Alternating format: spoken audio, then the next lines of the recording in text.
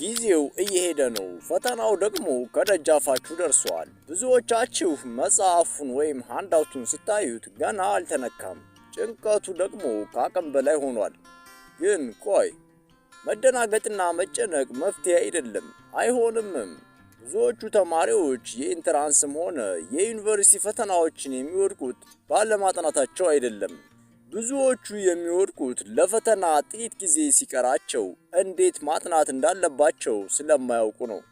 በዚህ ቪዲዮ ባለህ አጭር ጊዜ ውስጥ ተአምር ልትሰራባቸው የምትችልባቸውን 3 ሳይንሳዊ የጥናት ዘዴዎች አሳያችኋለሁ። እስከ መጨረሻው አብራችሁን ቆዩ። የመጀመሪያው ዘዴ የ80-20 መርህ ወይም ዘ ፓሬቶ ፕሪንሲፕል ይባላል። ይህ ፕሪንሲፕል የሚለው 80% የሚሆነው ውጤት የሚመጣው 20% ከሚሆነው ስራህ ነው ይላል። በተመሳሳይ በአብዛኛው ትምህርቶች ውስጥ 80% የሚሆነው የፈተና ጥያቄ የሚወጣው 20% ከሚሆነው ዋና ዋና ርዕሶች ነው ማለት ነው።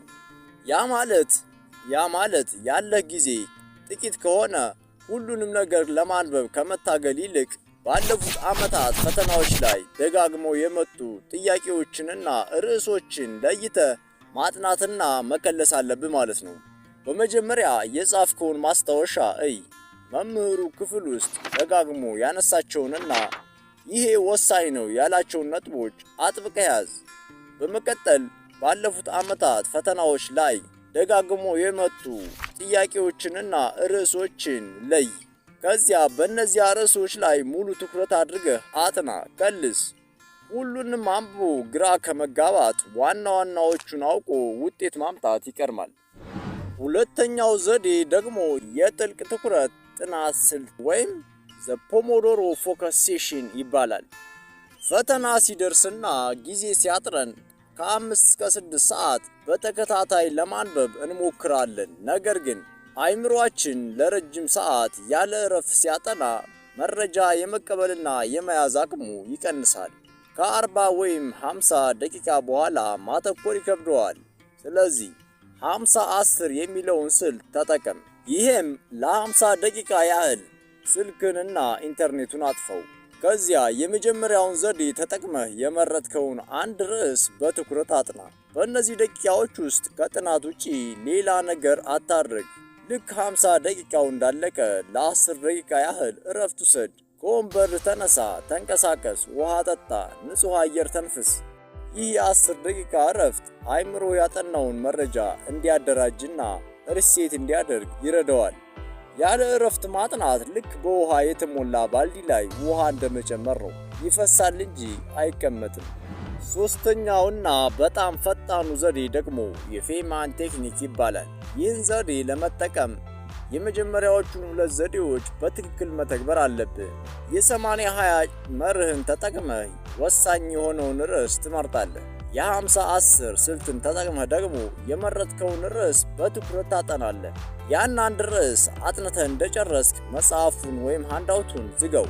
ከዚያም ያጠናኸውን ርዕስ ምንም ለማያውቅ ሰው እንደምታስተምር አድርገህ ለራስህ ድምፅህን አውጥተህ ንገረው፣ አስረዳው፣ አስተምረው።